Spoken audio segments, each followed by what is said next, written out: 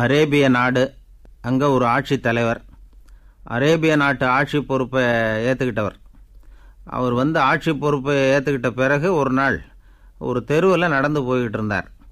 அவர் தோளில் ஒரு பெரிய துணி மூட்டை.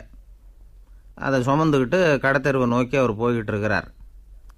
வழியில் அவரை சந்தித்தார் உமர். அவர் கேட்டார், கலீஃபா அவர்களே, எங்கே புறப்பட்டுட்டீங்க அப்படின்னு கேட்டார்.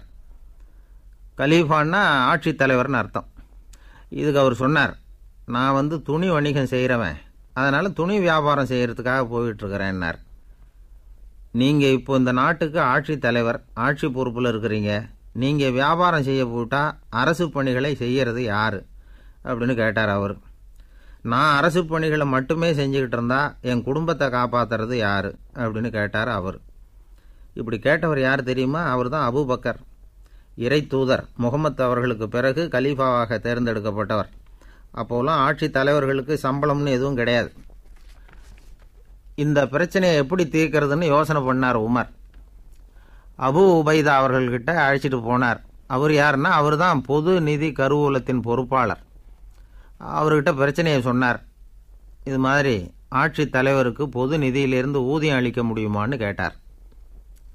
பொது நிதி விதிகளின்படி அதுக்கு சாத்தியம் இல்லைன்னு சொல்லிவிட்டார் அவர்.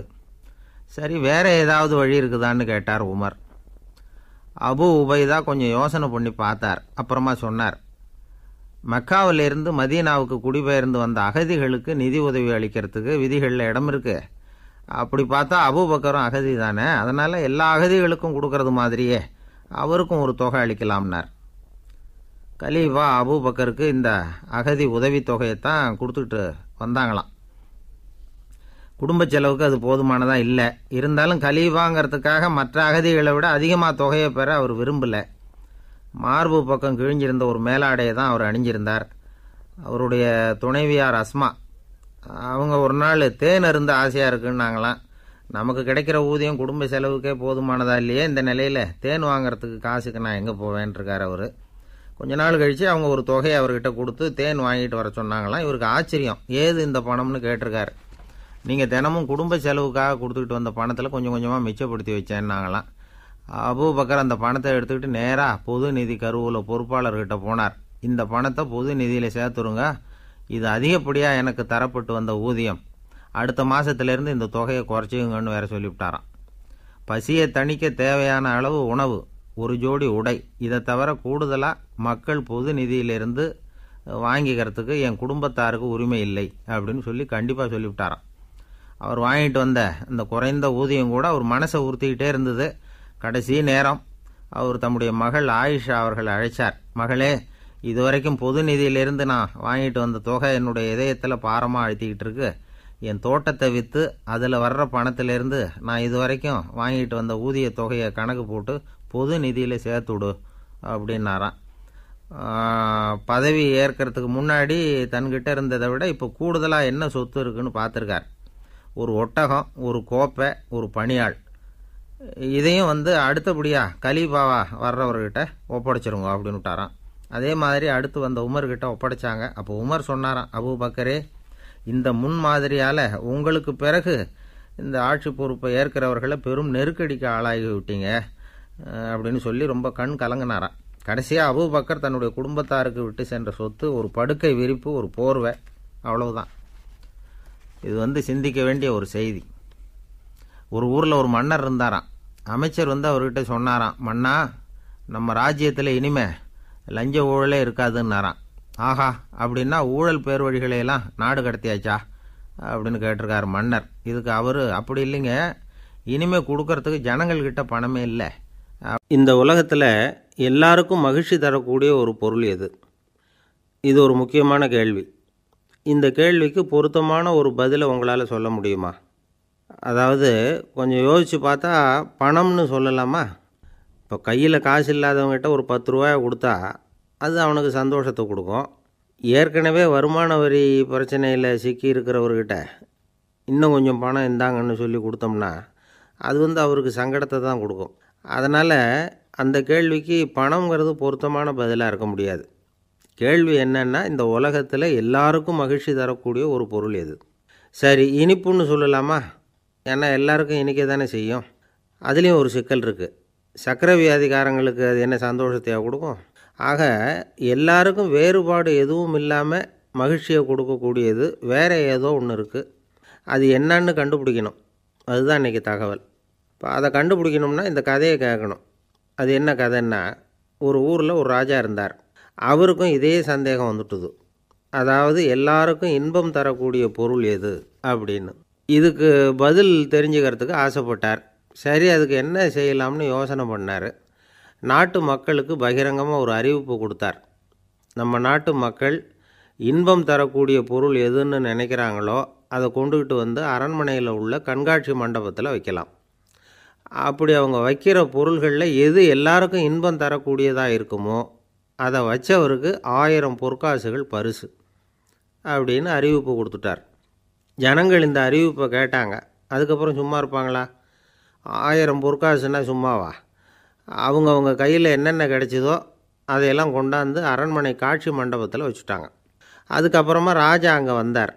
ஒவ்வொன்றா பார்த்துக்கிட்டே வந்தார். முதல்ல ஒரு குயில் இருந்தது, இனிமையாக பாடக்கூடிய குயில். இந்த குயிலோட இன்னிசை எல்லாருக்கும் இன்பம் தரக்கூடியது தான். இருந்தாலும் காது கேட்காதவங்களுக்கு இந்த இசை எப்படி இன்பம் தர முடியும்? அதனால் இது சரியில்லைன்னு விட்டார். அடுத்தபடியாக போனார். அங்கே என்ன வச்சுருக்குறாங்கன்னு பார்த்தா ஒரு அழகான மயில் அங்கே தோகை விரித்து ஆடிக்கிட்டு இருக்குது. இந்த மயிலோட ஆட்டம் மனசுக்கு இன்பம் தரக்கூடியது தான். இருந்தாலும் பார்வை இல்லாதவங்க இந்த ஆட்டத்தை பார்த்து ரசிக்க முடியுமா? முடியாது. அதனால் இதுவும் சரியில்லை அப்படின்னு சொல்லிவிட்டார். அதுக்கு அடுத்தபடியாக போனார். பல வகையான இனிப்பு பண்டங்களை வச்சுருந்தாங்க. பார்த்தார், வயசானவங்களுக்கும் நோயாளிகளுக்கும் இது இன்பம் தராது, துன்பம்தான் கொடுக்கும் அப்படின்னார். இப்படி ஒவ்வொன்றா பார்த்துக்கிட்டே போகிறார். அழகான மலர்கள், கனிகள், ஓவியங்கள் எதுவுமே பொருத்தமாக தெரியல. சகல பேருக்கும் இன்பம் தரக்கூடிய வகையில் எதுவும் இல்லை. கடைசியாக வந்தார். அங்கே ஒரு களிமண் பொம்மை இருந்தது. அது என்ன பொம்மை தெரியுமா? பசியால் வாடி இருக்கிற ஒருத்தருக்கு ஒரு அம்மா இனிமையாக பேசிக்கிட்டு சோறு போடுறது மாதிரி அந்த பொம்மையை செஞ்சுருந்தாங்க. அதுக்கு கீழே அன்பு அப்படின்னு எழுதியிருந்துதான். ராஜா பளிச்சுன்னு ஒரு முடிவுக்கு வந்தார். அந்த பொம்மையை செஞ்ச சிற்பியை வரவழைச்சார், பரிசு கொடுத்தார். அன்பு ஒன்று தான் எல்லாருக்கும் இன்பம் அளிக்கக்கூடிய பொருள். காது கேட்காதவங்களும் அதை கேட்க முடியும், பார்வை இல்லாதவங்களும் அதை பார்க்க முடியும், குழந்தைகளும் அதை உணர முடியும் அப்படின்னு அதுக்கு விளக்கம் கொடுத்தார் அந்த மன்னர். இந்த உலகத்தில் எல்லாருக்கும் மகிழ்ச்சி தரக்கூடிய ஒரு பொருள் அன்பு தான். அதை புரிஞ்சுக்கிட்டு தான் சில கணவன்மார்கள் மனைவி பேரில் ரொம்ப அன்பை காட்டிக்கிறது வழக்கம். ஒரு வீட்டு வாசப்படி பக்கமாக மழைக்கு ஒதுங்கினார் ஒருத்தர். மழை தூரிக்கிட்டு இருந்தது, இருட்டு நேரம். அந்த வீட்டில் இருந்தவர், இன்றைக்கி ராத்திரி வேணும்னா இங்கேயே தங்கிட்டு காலையில் போங்க அப்படின்னார். உடனே இவர் சொன்னார், ரொம்ப நன்றிங்க, ஒரு 10 நிமிஷத்தில் இதை வந்துவிடுறேன் அப்படின்னு சொல்லிவிட்டு எங்கேயோ ஓடினார். 10 நிமிஷம் கழித்து திரும்பி வந்தார். ஆமாம், எங்கே போயிட்டு வந்தீங்கன்னு கேட்டார் வீட்டில் இருந்தவர். நேராக எங்கள் வீட்டுக்கு போய் மனைவிக்கிட்ட இன்றைக்கி ராத்திரி இங்கேயே தங்கிக்கிறேன்னு சொல்லிவிட்டு வந்துவிட்டேன் அப்படின்னார் அவர். அன்பில் இது ஒரு ரகம். ஆசைப்படுறதில்ல தப்பு இல்லை, ஆனால் அந்த ஆசை தேவைக்கு தகுந்த மாதிரி இருக்கணும். தேவைக்கு மீறிய ஆசைகள் இருக்குது பாருங்கள், அது தேவையில்லை. இந்த கருத்தை வலியுறுத்தது மாதிரி ஒரு கதை உண்டு.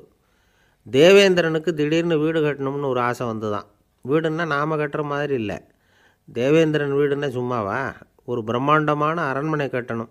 அது மாதிரி இந்த 3 லோகத்துலேயும் ஒரு அரண்மனை கிடையாது அப்படின்னு எல்லாரும் சொல்லணும். இது அவனோட ஆசை.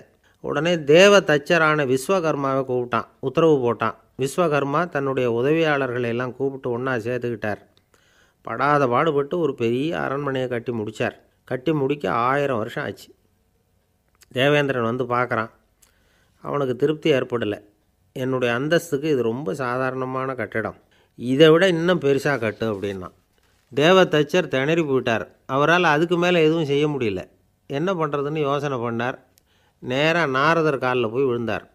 நீங்கள் தான் என்னை இந்த பிரச்சனையிலேருந்து காப்பாற்றணும்னார். நாரதர் யோசனை பண்ணார். சரி, கவலைப்படாதேன்னார். நேராக இந்திரன்கிட்ட போனார். இந்திரன் நாரதரை பார்த்த உடனே வாங்கன்னு கூட்டிகிட்டு போய் அரண்மனையை காட்டினான். இது மாதிரி ஒரு அரண்மனையை நீங்கள் வேறு எங்கேயாவது பார்த்துருக்குறீங்களா அப்படின்னு ரொம்ப பெருமையாக கேட்டான்.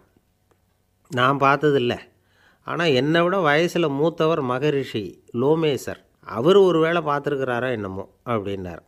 உடனே அவரை மனசில் நினச்சி தியானம் பண்ணினார். அடுத்த கணம் லோமேசர் அங்கே வந்தார். இடையில் ஒரு சின்ன துண்டு, கையில் ஒரு கமண்டலம், தலையில் ஒரு பாய், அவ்வளவுதான் அவர்கிட்ட இருந்தது. எதுக்காக தலையில் இந்த பாய் அப்படின்னு கேட்டான் இந்திரன். என்ன மாதிரி அற்ப ஆயுள் உள்ள ஒரு ஜீவன் தனியாக வீடு கட்டிக்கிட்டு திண்டாடணுமா? இந்த பாய் தான் ஒரு வீடு மாதிரி எனக்கு நிழல் கொடுக்குது அப்படின்னார் அவர். என்னது, உங்களுக்கு அவ்வளவு கொஞ்சமான ஆயுளா அப்படின்னு ஆச்சரியத்தோடு கேட்டான் இந்திரன். ஆமாம், இதை பாரு, என்னுடைய மார்பில் ஒரு பொற்காசு அளவுக்கு ரோமம் உதிர்ந்துட்டுது. எப்போ என் உடம்புல உள்ள எல்லா ரோமமும் உதிர்ந்துருமோ அப்போ என்னுடைய ஆயுள் முடியும் அப்படின்னார். எப்போ அந்த ரோமங்கள் பூரா உதிரும்னு கேட்டான் இவன். ஒரு பிரம்மா மறைஞ்சதும் ஒரு ரோமம் உதிரும். என் உடம்புல உள்ள ரோமங்களின் எண்ணிக்கை எவ்வளவோ அவ்வளவு பிரம்மாக்கள் தோன்றி அவங்க ஆயுள் முடியும் பொழுது என் உடம்புல உள்ள ரோமங்கள் பூரா உதிரும் அப்படின்னார். அப்படின்னா ஒரு பிரம்மாவோட ஆயுள் எவ்வளவு காலம்னு கேட்டான். ஒரு பிரம்மாவுக்கு 100 தேவ வருஷம். ஒவ்வொரு தேவ வருஷத்துக்கும் 365 தேவ நாள். ஒவ்வொரு தேவ நாள்லேயும் ஒன்றை மாதிரி 14 இந்திரர்கள் தோன்றி மறைகிறாங்க அப்படின்னு மகரிஷி லோமேசர் சொல்கிறார். இதை கேட்டதும் இந்திரன் ஆடி போயிட்டான். அவ்வளவு ஆயுள் உள்ள இவரே அற்ப ஆயுள்னு சொல்கிறார். நான் என்னுடைய ஆயுளை பெருசாக நினச்சிக்கிட்டு பிரம்மாண்டமான அரண்மனை கட்டணும்னு ஆசைப்படுறேனே அப்படின்னு நினச்சான். எனக்கு வீடு கட்டின வரைக்கும் போதும்னு விட்டான். அதனால் நாமெல்லாம் நம்முடைய தேவைக்கு தகுந்த மாதிரி ஆசைப்படுறது தான் நியாயம். ஆனால் அப்படியே நடந்துக்கிறோம். மனுஷன் கடவுளையே ஏமாற்றி காசு வாங்கிறதுக்குள்ள ஆசைப்படுறான்.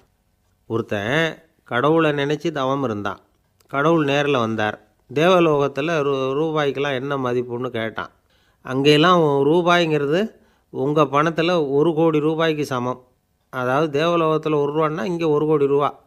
அது மாதிரி எங்களுக்கு ஒரு நாளுங்கிறது உங்கள் கணக்கில் 1 கோடி வருஷத்துக்கு சமம் அப்படின்னார் கடவுள். அப்படின்னா எனக்கு நீங்கள் அதிகமாக எதுவும் தர வேணாம், உங்கள் கணக்குப்படி ஒரே 1 ரூபா கொடுங்க, அது போதும்னா இவன் ரொம்ப சாமர்த்தியமாக. கடவுள் யோசனை பண்ணார். அது ஒன்றும் கஷ்டம் இல்லை, 1 ரூபா தானே கேட்குற, கொடுத்துட்றேன். ஆனால் இப்போ வரும்பொழுது நான் எடுத்துக்கிட்டு வரல, எங்கள் கணக்குப்படியே 1 நாள் பொறுத்துக்க பணத்தோடு வந்துடுறேன் அப்படின்னு சொல்லிவிட்டு பறந்து போயிட்டார். ஒரு நாள் ஒரு தகப்பனார் தன்னுடைய பிள்ளையை அழைச்சிக்கிட்டு வந்தார்.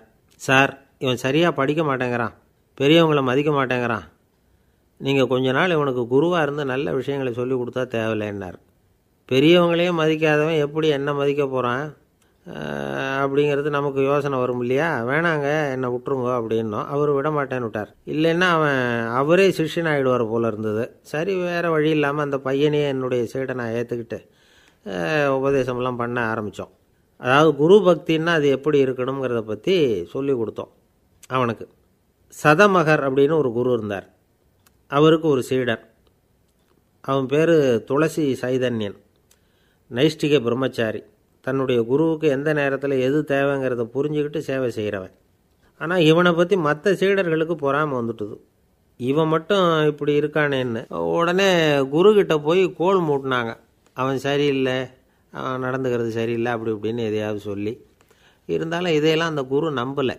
அவருக்கு தெரியும் யார் யார் எப்படின்னு. துளசி சைதன்யன் பெருமையை மற்ற சீடர்களுக்கு உணர்த்தணும் அப்படின்னு நினச்சார். அதுக்கு ஒரு வழி பண்ணார். ஒரு நாள் சீடர்களை எல்லாம் கூப்பிட்டுக்கிட்டு ஒரு காட்டு வழியாக போய்கிட்டு இருந்தார். அங்கே ஒரு பெரிய மலை அருவி கொட்டிக்கிட்டு இருந்தது.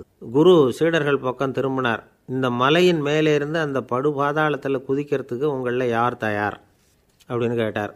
ஒரு சீடனும் வாயை திறக்கலை, ஒதுங்கி நின்றுக்கிட்டாங்க. பின்னாடி மூட்டை முடிச்சோடு வந்துக்கிட்டு இருந்தான் துளசி சைதன்யன். அவனை பார்த்தார். தப்பாருப்பா, நீ மேலே இருந்து அந்த அருவியில் குதி அப்படின்னார். அப்படியே செய்கிறேன் சுவாமின்னா ஓடி போய் பொத்துன்னு குதிச்சுட்டான். அடுத்த கணமே குருநாதர் தன்னுடைய யோக சக்தியால் பறந்து போய் அவன் கீழே விழுந்துடாமல் தாங்கி பிடிச்சி கொண்டுக்கிட்டு வந்துட்டார். மற்ற சீடர்களுக்கெல்லாம் ஒரு மாதிரி ஆயிட்டுது. அடுத்தபடியாக என்ன பண்ணலாம்னு யோசித்தாங்க இவனை மாட்டி விடுறதுக்கு. ஒரு நாள் வெத்தலை அடிக்கிற ஒரு சின்ன உரலையும் உலக்கையையும் எடுத்து ஒளிய வச்சுட்டாங்க. சதமகர் சன்னியாசி இல்லை, அவர் வெத்தலை போடுவார். பல்லு சரியில்லை, அதனால் இடித்து தான் வெத்தலையை போடணும். திடீர்னு வெத்தலை பாக்கு கேட்டார். வழக்கமாக உரலில் இடித்து தர்றது தான் துளசியின் பழக்கம். உரலை தேடினா கிடைக்கல, என்ன பண்ணுறது? குரு கேட்டுவிட்டாரே, குரு சேவை தானே முக்கியம். என்ன பண்ணால் வெத்தலை பாக்க தன்னுடைய வாயில் போட்டு முன்னு அதை எடுத்து அவர்கிட்ட கொடுத்துட்டான். குரு எதையோ படிச்சுக்கிட்டே அதை வாங்கி வாயில் போட்டுக்கிட்டார். துளசி இன்றைக்கி தாம்பூலம் நல்லா இடிக்கப்பட்டிருக்கு, ருசியாக வேறு இருக்குது, அதை இடித்த பாத்திரத்தை என் கண்ணால் பார்க்கணும்னு ஆசையாக இருக்குன்னு விட்டார். அதை மட்டும் அனுப்பி போய் நீ வர வேண்டான்னு வேற சொல்லிவிட்டார். இதை கேட்டதும் துளசி தவிச்சு போயிட்டான். இவன் போகாமல் எப்படி வாயை மட்டும் அனுப்பி வைக்க முடியும்? இவன் தவிக்கிறத பார்த்ததும் மற்ற சீடர்களுக்கெல்லாம் மனசுக்குள்ளே ரொம்ப சந்தோஷம். துளசி கொஞ்சமும் யோசிக்கலை, வாழை எடுத்தான், தன்னுடைய தலையவே அப்படியே அறுத்து வெட்டி எடுத்தான், இன்னொரு சீடங்கிட்ட கொடுத்துட்டான், எடுத்துகிட்டு போன்னு சொல்லி கொண்டுட்டு போய் குரு முன்னாடி வைக்கிறாங்க. அந்த தலையில் வாய் திறந்துருக்கு, வெத்தலை போட்டு முன்னு இருந்தது, தெரிஞ்சு போச்சு, சிவப்பாக இருந்தது. அவனுடைய குரு பக்தியை இப்போ எல்லாரும் ஒத்துக்கிட்டாங்க. அதுக்கப்புறம் குரு சதமகர் தன்னுடைய அற்புத திறமையினால் அந்த தலையை மறுபடியும் ஒட்ட வச்சுட்டார். துளசிக்கு உயிர் வந்துட்டுது. இப்படி ஒரு பெரிய கதை உண்டு. அதாவது துளசி சைதன்யன் அவனுடைய குரு பக்தி எப்படி அப்படின்னு கேட்டோம். ரொம்ப அபாரம் அப்படின்னு அந்த பையன் அடக்கமாக, சும்மா விளையாட்டுக்காக தான் அப்படி அவங்ககிட்ட கேட்டோம். ஏன்பா உன்னுடைய குரு பக்தியை என்கிட்ட காட்டுறதுக்கு உன்னோட கழுத்தை நீயே அறுக்கணும்னு நான் சொன்னா அதை நீ செய்வியா அப்படின்னு கேட்டோம். என்னுடைய கழுத்தை நானே அறுக்க வேண்டிய அவசியம் இல்லை சார் அப்படின்னா அவன். ஏண்டான்னு, அதே காரியத்தை தான் இனிமேல் நீங்கள் தினமும் செய்ய போகிறீங்களே சார் அப்படிங்கிறான். ஒருத்தர் ரொம்பவும் மகிழ்ச்சியாக வந்துக்கிட்டு இருந்தார். என்ன விஷயம்னு விசாரித்தேன்.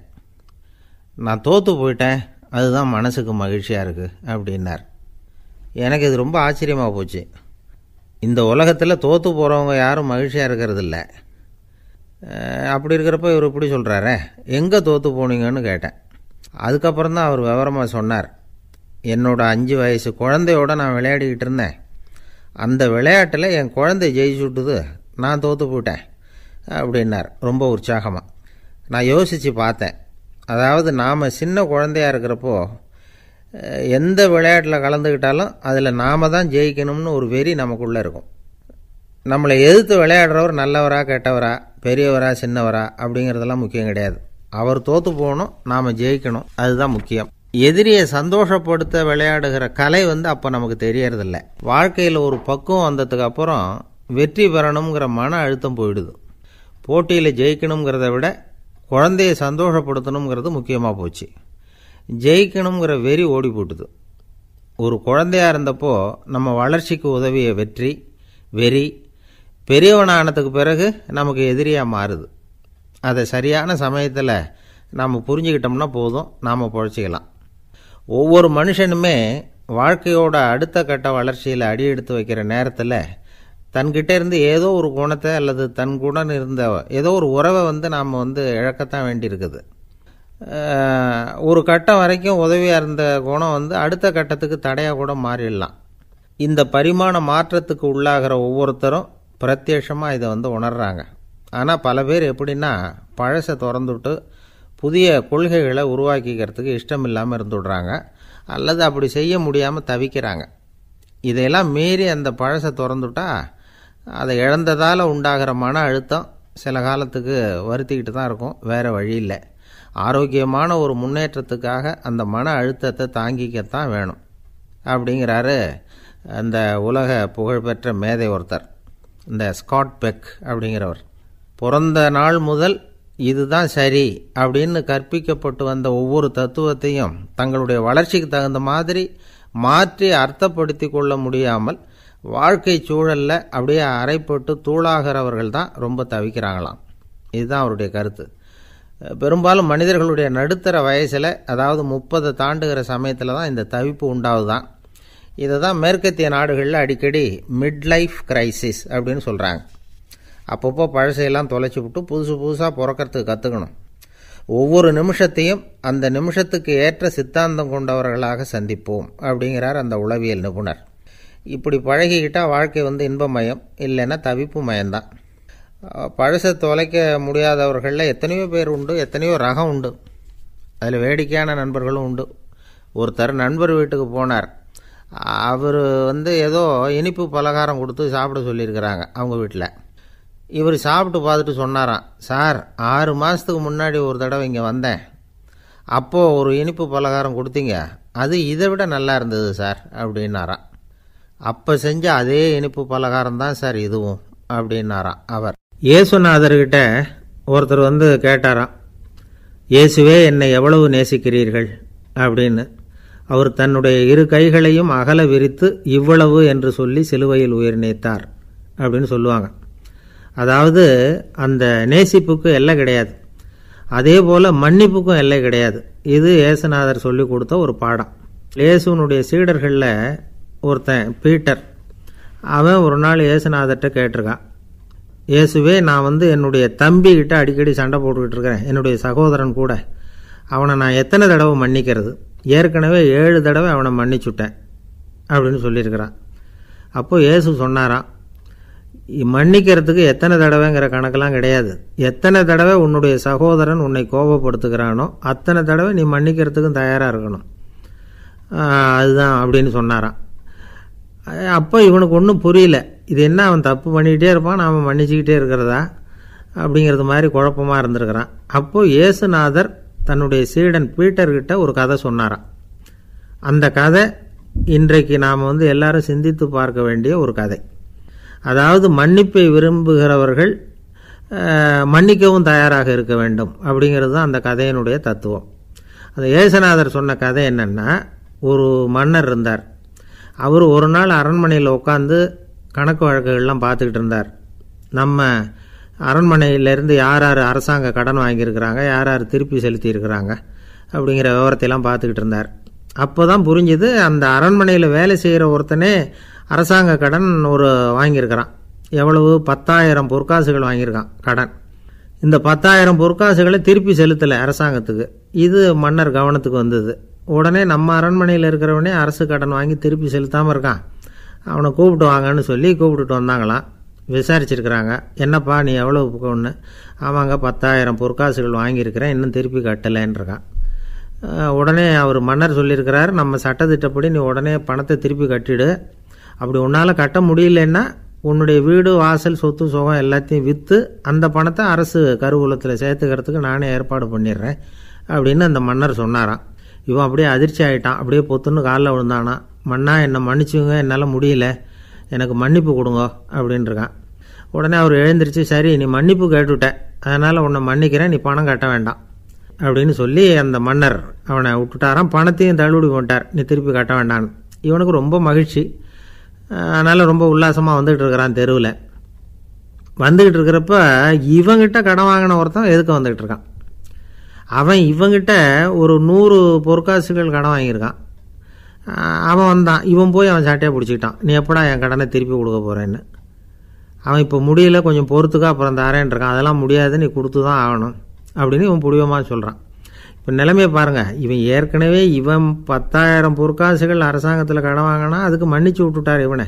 ஆனால் இவன் இன்னொருத்தனை மன்னிக்கிறதுக்கு தயாராக இல்லை. இவங்கிட்ட கடன் வாங்கின இன்னொருத்தன் 10 பொற்காசுகள், அவனை மன்னிக்க தயாராக இல்லை. அவனை கொண்டு போய் நீதிமன்றத்தில் கொண்டு போய் நிறுத்தி தண்டனை வாங்கி கொடுத்துட்டான்.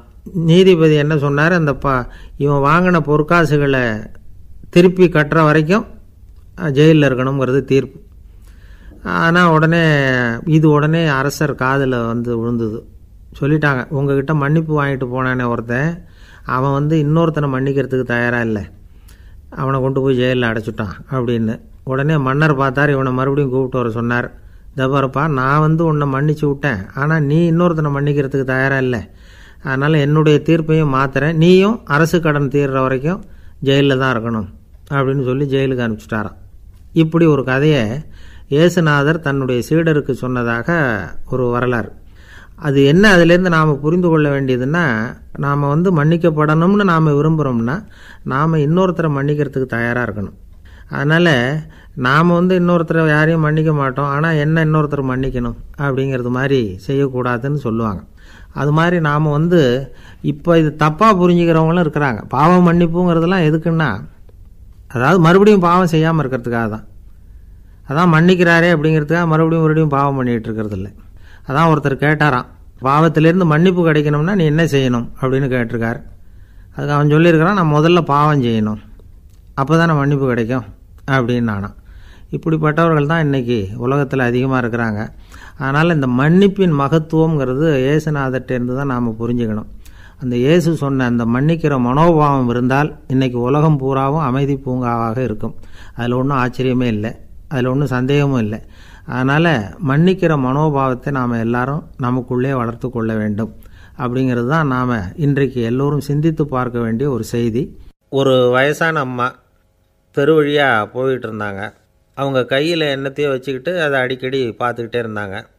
ஒருத்தன் மெதுவாக அவங்கக்கிட்ட போய் கையில் இருக்கிறது என்ன அப்படின்னு எட்டி பார்த்தா அவங்க கையில் 4 பல் இருந்துதான். இவன் ஆச்சரியமாக அந்த அம்மாவை பார்த்தான். ஏம்மா உனக்கு என்ன பைத்தியமா, ஏது இந்த பல், இதை என்னத்துக்காக கையில் வச்சுக்கிட்டு அலைஞ்சிக்கிட்டு இருக்கிற அப்படின்னு கேட்டிருக்கான். அதுக்கு அந்த அம்மா விவரம் சொல்ல ஆரம்பித்தாங்களாம். இதை பாருப்பா, எனக்கு ஒரு மகன் இருந்தான், அவனை ரொம்ப செல்லமாக வளர்த்தேன். அவனை தரையிலேயே நடக்க விடுறதில்ல, எப்பவும் தூக்கி வச்சுக்கிட்டு இருப்பேன். அவன் நல்லா பெரியவனாகி பள்ளிக்கூடம் போகிறப்ப கூட அவன் புஸ்தக மூட்டையை நான் தான் சுமந்துக்கிட்டு போவேன். பார்க்குறவங்க கூட கேலி பண்ணுவாங்க, ஏம்மா படிக்க போகிறது நீயா உன் பிள்ளையான்னு கேட்பாங்க. அவன் இன்றைக்கி எவ்வளோ பெரிய மனுஷன் ஆகிட்டான், வெளிநாட்டில் பெரிய உத்தியோகத்தில் இருக்கான். சமீபத்தில் இங்கே வந்துட்டு போனான். ஒரு நாள் ஏதோ கோபத்தில் என்னை அரைஞ்சுட்டான். அப்போ இந்த 4 பல்லும் கீழே விழுந்துட்டுது. இன்னமும் கூட விழுந்திருக்கும், ஆனால் பல்லு தான் இல்லை. என் புள்ள அரைஞ்சதுனால விழுந்த பல்லு இல்லையா அது. அதனால் இதை எப்பவும் என் கையிலேயே வச்சுக்கிட்டு ஆசையோடு பார்த்துக்கிட்டு இருக்கிறேன். அவன் தான் வெளிநாட்டுக்கு போட்டான், அவனை பார்க்க முடியாத ஏக்கத்தை நான் இந்த பல்லை பார்த்து போக்கிக்கிறேன் அப்படின்னு நாங்களாம் அந்த அம்மா. இந்த கதை எதுக்காகன்னா, தாய் அன்பு அப்படிங்கிறது எப்படிப்பட்டதுங்கிறத புரிஞ்சுக்கிறதுக்காக. கல்யாணம் ஆனதுக்கப்புறம் தாயை மறந்து விடுறவங்க எத்தனை பேர் இந்த உலகத்தில், அவங்க காதில் விழணுங்கிறதுக்காக தான் இந்த தகவல். ஆனால் ஒரு விஷயம் மட்டும் நல்லா புரிஞ்சுக்கணும், தாயை மதிக்க தெரிஞ்சவங்க தான் இன்றைக்கி வாழ்க்கையில் எல்லா விதத்துலேயும் முன்னுக்கு வந்திருக்கிறாங்க. வேணும்னா விசாரித்து பார்த்துக்குங்க. இன்னொரு அம்மா இருந்தாங்க. அவங்க தினமும் ஒரு கோயிலுக்கு வருவாங்க. சாமியை பார்த்து, கடவுளே நான் இறந்து போனால் நரகத்துக்கு போகணும் அப்படின்னு வேண்டிக்குவாங்களாம். எல்லோரும் சொர்க்கத்துக்கு போகணும்னு தானே கடவுள்கிட்ட வேண்டிக்குவாங்க. இந்த அம்மா தினம் நான் நரகத்துக்கு போகணும் அப்படின்னு வேண்டிக்கிறாங்க. அங்கே இருந்த அர்ச்சகருக்கு இது சந்தேகம். ஒரு நாள் அதை நேரடியாகவே அவங்கக்கிட்ட கேட்டுவிட்டார். அதுக்கு அந்த அம்மா பதில் சொன்னாங்களாம், ஐயா எனக்கு கல்யாணம் ஆகி ரொம்ப நாள் வரைக்கும் குழந்தை பாக்கியம் இல்லாமல் இருந்தது. கோயில் குளம் எல்லாம் சுற்றி வந்தேன். ரொம்ப நாள் கழித்து ஒரு குழந்தை பிறந்தது, ஆண் குழந்தை. அவனை நான் ரொம்ப செல்லம் கொடுத்து வளர்த்தேன். அதோட விளைவு என்ன ஆச்சுன்னா, அவன் ரொம்ப மோசமாக ஆகிட்டான். கெட்ட பழக்க வழக்கம்லாம் கற்றுக்கிட்டான். அவன் இறந்து போனால் நிச்சயம் அவனுக்கு நரகம்தான் கிடைக்கும். அந்த அளவுக்கு கெட்டவன் அவன். அப்படிப்பட்ட காரியங்கள்லாம் பண்ணிகிட்ருக்கான், எனக்கு தெரியும். இவனுக்காக நரகத்தில் கூட யாரும் தயவு காட்ட மாட்டாங்க, தாட்சண்யம் காட்ட மாட்டாங்க. அதனால் இவனுக்கு முந்தி நான் இறந்து நரகத்துக்கு போயிட்டா அங்கே இவனை கவனிச்சிக்கலாமே, இவனுக்கு பணிவிடை செய்யலாமேன்னு பார்க்குறேன் அப்படின்னு நாங்களாம். அதனால தான் நான் நரகத்துக்கு போகணும்னு தினம் ஆண்டவனை வேண்டிகிட்டு இருக்கிறேன் அப்படின்னு கண்கலங்கி அந்த அம்மா சொன்னாங்களாம். அதுதான் தாய் உள்ளம்ங்கிறது.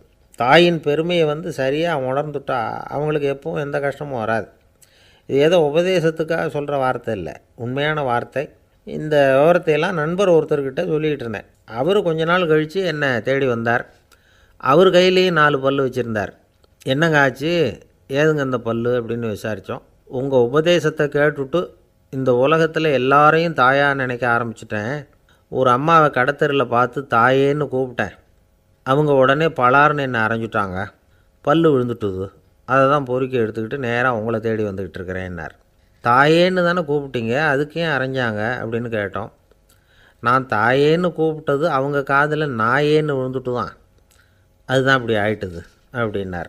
ஊருக்கு வெளியில் அமைதியான ஒரு இடம், அங்கே ஒரு ஆசிரமம், அங்கே ஒரு சாமியார். அவர் தினமும் நல்ல போதனைகள்லாம் செய்வார். பல பேர் போய் அங்கேயே சில நாள் தங்கி இருந்து அவர் சொல்கிற அறிவுரைகளை எல்லாம் கேட்டுக்கிட்டு வர்றது வழக்கம்.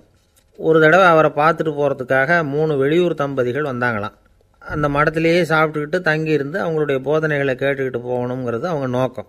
காலையில் குளிச்சுட்டு பூஜையில் உட்காந்தார் அந்த சுவாமி. இவங்களும் குளிச்சுட்டு அந்த பூஜையை பார்க்குறதுக்காக அவர் முன்னாடி உட்காந்தாங்க. பூஜை ஆரம்பமாச்சு. சம்பிரதாயப்படி அது ரொம்ப நேரம் நடந்துக்கிட்டே இருக்குது. இவங்களுக்கு நல்ல பசி இருந்தாலும் இந்த நேரத்தில் அதை எப்படி வெளியில் காட்டிக்கிறது? பேசாமல் இருந்தாங்க. அந்த சுவாமி பூஜையை முடித்தார். அதுக்கப்புறம் பேச ஆரம்பித்தார். பேச்சு அருமையாக தான் இருந்தது, அமிர்தமாக தான் இருந்தது. இருந்தாலும் இவங்களுக்கு இருக்கிற வயிற்று பசி அது சரியாக கவனிக்க விடலை. அந்த சுவாமியே இதை கவனித்ததா தெரியல. இவங்களுக்கு மனசுக்குள்ளே ஒரு எண்ணம், உள்ளே சாப்பாடு தயாராகிட்டு இருக்கும் போல இருக்குது, இந்த பேச்சு முடிஞ்சது நம்மளை உள்ளே அழைச்சிட்டு போய் சாப்பாடு போடுவாங்கன்னு நினைக்கிறோம் அப்படின்னு இவங்களாம் நினச்சிக்கிட்டாங்க. ஆனால் சுவாமி இதை பற்றி எதுவுமே பேசலை, கண்டுக்கலை. ஒரு அம்மாவால் அதுக்கு மேலே சும்மா இருக்க முடியுமா? முடியல. சாப்பாட்டை கவனிக்கலாமா அப்படின்னு சொல்லி மெதுவாக ஆரம்பித்தாங்க. கவனிக்கலாமே அப்படின்னு உள்ளே அழைச்சிட்டு போனார் சுவாமி. இவங்க ரொம்ப அவசரமாக எழுந்திரிச்சு உள்ளே ஓடினாங்க. அங்கே ஒரு மேஜை மேலே ஒரு கிண்ணம் மூடி இருந்தது. இதுதான் சாப்பாட்டு மேஜை போல இருக்குது, இங்கே சாப்பாடு வந்துடும் அப்படின்னு நினச்சாங்க. உடனே போய் சுற்றி உட்காந்துக்கிட்டாங்க. சுவாமி அந்த கிண்ணத்தை எடுத்து அந்த அம்மா கிட்ட கொடுத்தார். அவங்க அதை வாங்கி மூடியை திறந்து பார்க்குறாங்க. உள்ளே ஒரு சாவி இருக்குது. ஓ சரிதான், இது சமையலறை சாவி போல் இருக்கு. அங்கே போய் அதை திறந்து சாப்பாட்டை நாமே எடுத்துக்கிட்டு வந்து இங்கே வச்சுக்கிட்டு சாப்பிட்ணும் போல இருக்கு அப்படின்னு நினச்சாங்க. சாவி இருக்கு இல்லையா, வாங்க பூட்டு நிறையா காட்டுறேன் அப்படின்னு சுவாமி அவங்கள அழைச்சிட்டு போனார், காட்டினார். இவங்க அந்த அறையை ரொம்ப ஆவலோடு திறந்தாங்க. உள்ளே பார்த்தா அங்கே அரிசி, பருப்பு, விதவிதமான காய்கறி எல்லாம் இருக்குது. சமையலுக்கு வேண்டிய மிளகாய், எண்ணெய், பால், தயிர், நெய் இப்படி எல்லாமே இருக்குது. அடுப்பு, விறகு, நெருப்பு போட்டி அது கூட அங்கே இருக்குது. சாப்பாடு தயாராக இருக்கும்னு நினச்சிக்கிட்டு போனால் இப்படி இருக்குதே அப்படின்னு சொல்லி அதை பார்த்ததும் ரொம்ப சோர்ந்து போட்டாங்க அவங்க. சுவாமி, என்ன இது சாப்பாடு இல்லையா அப்படின்னாங்க. அதுதான் சாப்பாட்டுக்கு வேண்டிய எல்லாம் இங்கே இருக்குதே. அடுப்பு மூட்டி நீங்கள் தான் அவங்கவுங்க ருசிக்கு தகுந்த மாதிரி சமைச்சிக்கணும். இந்த சன்னியாசிக்கு எப்படி சமைக்க தெரியும் அப்படின்னு கேட்டார் சுவாமி. சாப்பாடு தயாராக இருக்கும்னு நாங்கள் எதிர்பார்த்தோம் அப்படின்னாங்க. நீங்கள் இப்படி சொல்லுவீங்கன்னு நானும் எதிர்பார்த்தேன். இது வரைக்கும் நான் எவ்வளவோ தத்துவம்லாம் எடுத்து சொன்னேன். எல்லாத்தையும் விட இதுதான் அனுபவபூர்வமான தத்துவம். ஆண்டவன் நமக்கு நல்ல மனசை கொடுத்துருக்குறான், நல்ல வாய்ப்புகளையும் தந்திருக்கிறான், அதையெல்லாம் பயன்படுத்திக்கக்கூடிய மூளையையும் சிந்தனையையும் கொடுத்துருக்குறான். அதனால் அடுப்பை தான் நீங்கள் மூட்டணும். அடுப்பை நீங்கள் தான் மூட்டணும். உங்களுக்கு உகந்ததை நீங்கள் தான் சமைச்சு ருசித்து அனுபவிக்கணும். ஆண்டவனே அதை செஞ்சுக்கிட்டு இருக்க மாட்டான் அப்படின்னாராம் அந்த சுவாமி. நம்முடைய வாழ்க்கையில் பல நல்ல பலன்களை பெறுறதுக்கு நாம் தான் முயற்சி பண்ணணும். அதுக்குரிய சூழ்நிலையை தான் ஆண்டவன் கொடுப்பானே தவிர அதை விளக்கிறதுக்காக தான் அந்த சுவாமி அப்படி செஞ்சு காட்டியிருக்கிறார். இது ஒரு பெரியவர் இப்படி ஒரு விளக்கம் கொடுத்தார். அதுக்கப்புறம் அந்த 3 தம்பதிகளும் தெளிவடைஞ்சுட்டாங்களாம். நாம் தெளிவடைகிறது எப்போங்கிறது தான் தெரியல அப்படின்னு பல பேர் இதை கேட்டுட்டு சொல்லிகிட்டு இருக்கிறாங்க. இந்த கதையை நம்முடைய நண்பர் ஒருத்தர்கிட்ட சொன்னேன். அந்த நண்பர் ரொம்ப சந்தோஷப்பட்டார். நீங்கள் சொல்கிறது கரெக்டு சார், ஆனால் நான் அதை விட ஒரு படி மேலே சார். எனக்கெல்லாம் அரிசி, பருப்பு இருக்கிற ரூம் எதுன்னு கையை காட்டிட்டா போதும். உடனே கிண்ணத்துலேருந்து சாவியை எடுத்து கொடுக்கணுங்கிற அவசியம்லாம் இல்லை எனக்கு. அப்புறம் எப்படி ரூமை திறந்துருவீங்க அப்படின்னு கேட்டேன். பூட்டை உடச்சி திறந்துருவேன், அதுதான் எனக்கு பழக்கம் அப்படிங்கிறார். ஐயா, என்னுடைய நூல் வெளியீட்டு விழாவுக்கு அவசியம் நீங்கள் வரணும் அப்படின்னு கூப்பிட்டார் ஒருத்தர். எப்போ வரணும்னு கேட்டேன். அடுத்த வாரம்னார். சரி, புத்தகம் தயாராகிட்டுதா அப்படின்னேன். நாளைக்கு தான் அச்சிக்க கொடுக்க போகிறேன்னார். என்னங்க இது, புத்தகம் அச்சிடுறதுக்கு முன்னாடியே அழைப்புதழை அச்சடிச்சுவிட்டீங்களே அப்படின்னு கேட்டேன். அதனால் என்னங்க, அந்த காலம் மாதிரியா அப்போல்லாம் அச்சுக்கலை எவ்வளவோ முன்னேறியாச்சுங்க. Linotype, monotype, phototype, laser இப்படி என்னென்னமோ வந்தாச்சு. இன்றைக்கி கொடுத்தா நாளைக்கே புத்தகம் தயார் அப்படின்னார். இப்படி இந்த அளவுக்கு முன்னேறி இருக்கிற இந்த அச்சுக்கலை ஆரம்பத்தில் எப்படி இருந்தது தெரியுமா? அந்த காலத்தில் காகிதம்னா என்னென்னே தெரியாது. அப்படி ஒன்று கண்டுபிடிக்கப்படவே இல்லை. அப்போல்லாம் எதையாவது ஒன்று எழுதணும்னா அதுக்கு ஆட்டு தோலை தான் பயன்படுத்தி இருக்கிறாங்க. கண்ணுக்குட்டி தோல் கூட அதுக்கு உபயோகப்பட்டு தான். ஐரோப்பாவில் இருந்த பாதிரியார்கள் தோலில் எழுதப்பட்ட புத்தகத்தை தயாரிக்கிறதுல ரொம்ப கெட்டிக்காரங்களாம். எகிப்து, அப்புறம் மத்திய தரைக்கடல் ஓரத்தில் உள்ள நாடுகள், இங்கேயெல்லாம் தோல் தான் எழுது பொருளாக பயன்பட்டு வந்திருக்குது. ஆனால் நம்ம நாட்டில் ஓலைச்சுவடிகளை எழுத்துக்கு பயன்படுத்தியிருக்கிறாங்க. எழுதுறதுக்கு தோலை பயன்படுத்தினவங்க பிறகு பேப்பரைஸ் அப்படிங்கிற கோரை புல்லை அதுக்கு பயன்படுத்தினாங்களாம். இதெல்லாம் அப்படி கொஞ்சம் கொஞ்சமாக கண்டுபிடிச்சிட்டு வந்திருக்கிறாங்க. அந்த புல்லை கச்சிதமாக நறுக்க வேண்டியது, நல்லா பதப்படுத்த வேண்டியது, அதுக்கப்புறம் அதில் எழுத வேண்டியது, அவ்வளவுதான். பேப்பருங்கிற சொல்லே இந்த பேப்பைரஸ் அப்படிங்கிறதுலேருந்து வந்தது தான். அதுக்கப்புறம் தான் காகிதம் வந்தது. இதை முதல்ல சீன நாட்டில் தான் கண்டுபிடிச்சாங்க. அது வந்த பிறகு அச்சு எந்திரம் கண்டுபிடிக்க வேண்டிய அவசியம் ஏற்பட்டது. அதை கண்டுபிடிச்சவர் ஜெர்மானிய அறிவியல் அறிஞர் ஜான் கூட்டன்பர்க். அச்சு கலைக்கு அடித்தளம் அமைச்சவர் அவர் தான். ஜெர்மனியில் மெயின்ஸ் அப்படிங்கிற ஊரில் 1399 பிறந்தார். அவரோட மாமன் ஒருத்தர் உலோக வேலையில் வல்லவர். அவர்கிட்ட அந்த வேலையை கற்றுக்கிட்டார். அதோட வைர கற்களை பட்டை தீட்டுறதுலேயும் ரொம்ப தேர்ச்சி பெற்றிருந்தார். இளம் வயசுலேயே சும்மா இருக்க மாட்டாராம். எதை செஞ்சாலும் அதை திறமையாக செய்வாராம். அவர் தான் முதல்ல மர அச்சு எழுத்துக்களை உருவாக்கினார். அது மேலே மை தடவி பிரதிகள் எடுத்தார். அதுக்கப்புறம் உலோக எழுத்துக்கள், முதல்ல காரியம், அப்புறம் இரும்பு, அப்புறம் கலப்பு உலோகம், பிறகு அச்சடிக்கிறதுக்கு எந்திரம் ஒன்றையும் உருவாக்கினார். முதல்ல பைபிள் அச்சடித்தார். 1468 அவர் இறந்து போனார். 16ஆம் நூற்றாண்டில் மேலை நாடுகளிலிருந்து மர எழுத்துக்களை கொண்டுகிட்டு தமிழ்நாட்டில் கிறிஸ்தவ நூல்களை அச்சிட்டாங்க. அப்போல்லாம் அச்சகங்கள் போதிய அளவுக்கு இங்கே இல்லை. அதுக்கு என்ன காரணம்னா, இந்தியர்கள் அச்சகங்களை நடத்தக்கூடாது அப்படின்னு சட்டம். 1835 வரைக்கும் அந்த சட்டம் நடைமுறையில் இருந்தது. இந்த நிலைமையில் அங்கேயும் இங்கேயுமா 1-2 அச்சகங்கள் ஆரம்பமாச்சு. 1713 தரங்கம்பாடியில் லூத்தரன் மிஷன் அச்சகம், அதே ஆண்டில் சென்னையில் எஸ்பிசிகே அச்சகம். இது ரெண்டும் தான் இந்தியாவில் முதல்ல தொடங்கப்பட்ட அச்சகங்கள்.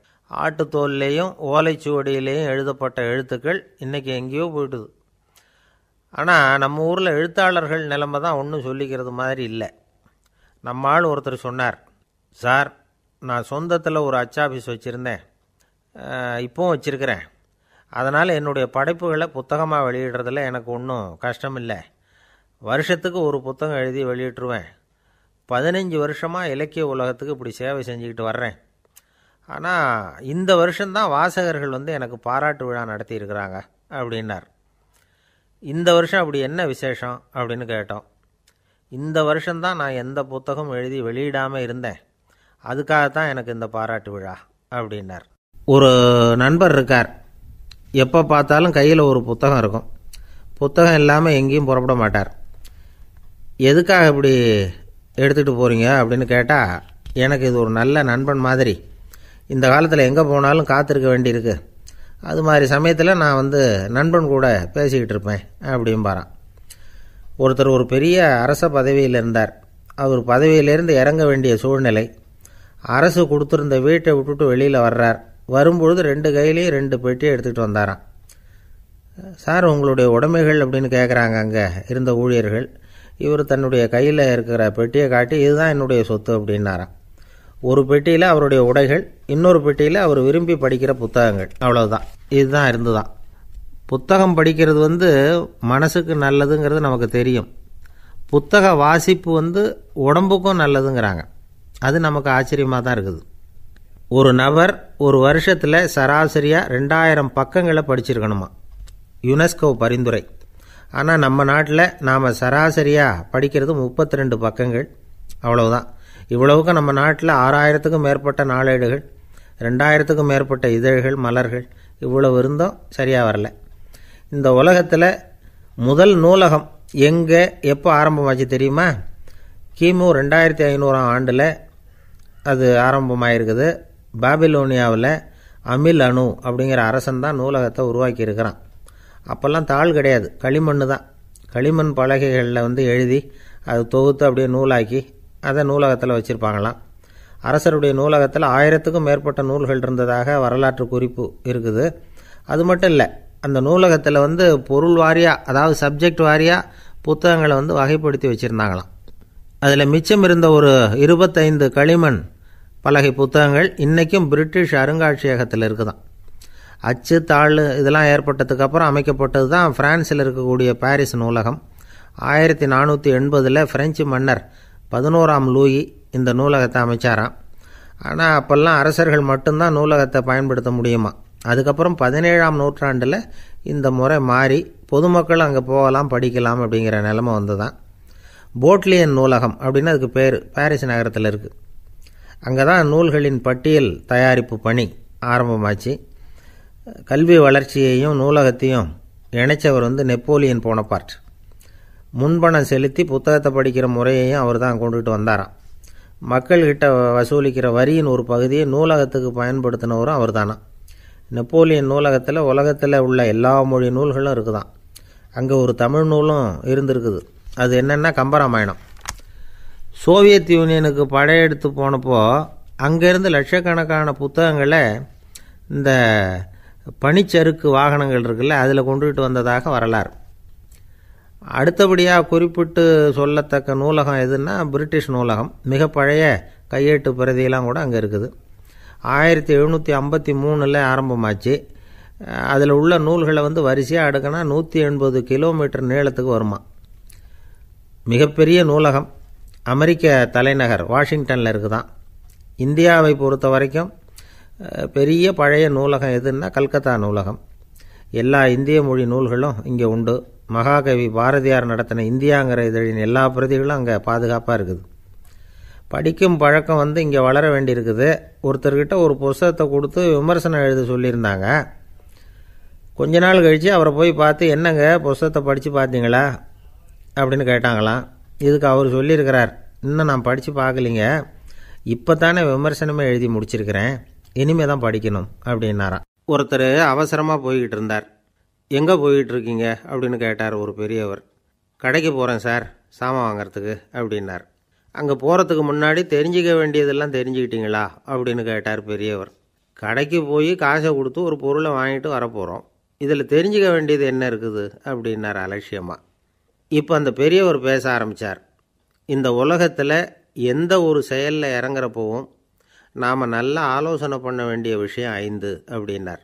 உதாரணமாக, ஒருத்தன் கடைக்கு போய் ஏதோ ஒரு பொருளை வாங்கிட்டு வர போகிறான்னு வச்சுக்கோங்களேன். அப்போ கூட அவன் 5 விஷயங்களை பற்றி தெரிஞ்சுக்க வேண்டியிருக்குது அப்படிங்கிறார் அவர். முதல்ல அந்த பொருள் எப்படிப்பட்டது அப்படிங்கிறத தெரிஞ்சுக்கணும். ரெண்டாவதாக தன்னை பற்றியும் தெரிஞ்சுக்கணும். அப்போ தான் அந்த பொருள் தனக்கு தேவையா இல்லையா அப்படிங்கிறத புரிஞ்சுக்க முடியும். மூணாவதாக தெரிஞ்சுக்க வேண்டியது ஒன்று இருக்குது. அது என்னென்னா, அந்த பொருளை அடையிறதுக்கு வழி என்ன அப்படிங்கிறத தெரிஞ்சுக்கணும். அதாவது எவ்வளவு பணம் கொடுத்தா அது கிடைக்கும், இது மாதிரியான விஷயங்கள். நாலாவதாக அந்த பொருளை அடையிறது மூலமாக நாம் அடையக்கூடிய பயன் என்ன அப்படிங்கிறதையும் உணரணும். அஞ்சாவது, அந்த பொருளை அடையிறதுல இருக்கக்கூடிய தடை எது அப்படிங்கிறதையும் நாம் தெரிஞ்சுக்கணும். பெரியவர் பேசுகிறது ஏதோ தத்துவம் மாதிரி தெரியுது இல்லையா? தத்துவம்தான். அதாவது இப்படி உலகியல் வாழ்க்கையில் சின்ன சின்ன விஷயங்கள்லேயே நாம் 5 விஷயங்களை தெரிஞ்சுக்க வேண்டியிருக்குது. அது ரொம்ப அவசியமாக இருக்குது. பேரின்ப நிலைன்னு சொல்கிறாங்கள்ல, அது மாதிரி பெரிய சமாச்சாரங்கள்லேயும் இந்த 5 விஷயங்களை நாம் தெரிஞ்சுக்க வேண்டியிருக்குது. அதுக்கு பேர் என்னன்னா அர்த்த பஞ்சகம். வைணவ சமயத்தில் அர்த்த பஞ்சகம்ங்கிறது ரொம்ப பெரிய விஷயம். கடைக்கு போகிறது மாதிரி கடவுளை பார்க்க போகிறப்பவும் நாம் 5 விஷயங்களை தெரிஞ்சுக்கணுமா. முதல்ல பரம்பொருள் அப்படிங்கிறது என்ன, அதோட தன்மைகள் என்ன, இதை தெரிஞ்சுக்கணும். இதுக்கு பேர் என்னென்னா பரமாத்ம ஸ்வரூபம் அப்படின்னு பேர். ரெண்டாவது, நாம் யார், நம்மோட தன்மை என்ன அப்படிங்கிறத தெரிஞ்சுக்கணும். நான் யாருன்னு எனக்கே தெரியலைங்கிறப்போ இதை நான் சொல்கிறேன்னு இது என்னுடையதுன்னு சொல்கிறது தப்பு தானே. அப்புறம் மூணாவது விஷயம், பரம்பொருளை நாம் அடையிறதுக்கு வழி எது, இதை தெரிஞ்சுக்கணும். இது உபாய ஸ்வரூபம் அப்படின்னு பேர். நாலாவது விஷயம், நாம் அடைய வேண்டிய பயன்கள் என்ன அப்படிங்கிறத தெரிஞ்சுக்கிறது. இதுக்கு புருஷார்த்தம் அப்படின்னு பேர். அஞ்சாவது, அந்த பயனை அடைய விடாமல் தடுக்கிற தடைகள் யாவை அப்படிங்கிறத தெரிஞ்சுக்கிறது. இது விரோதி ஸ்வரூபம். இதைத்தான் தடையியல் அப்படின்னு சொல்கிறாங்க. அதாவது பரமாத்மாவை பற்றிய அறிவு, ஜீவாத்மாவை பற்றிய அறிவு, உபாயம் பற்றிய அறிவு, புருஷார்த்தம் பற்றிய அறிவு, இந்த 4 அறிவுக்கும் எதிரடையாக, அதாவது அதையெல்லாம் தப்பாக புரிஞ்சுக்கிறதால உண்டாகக்கூடிய அறிவு விரோதி ஸ்வரூபம்.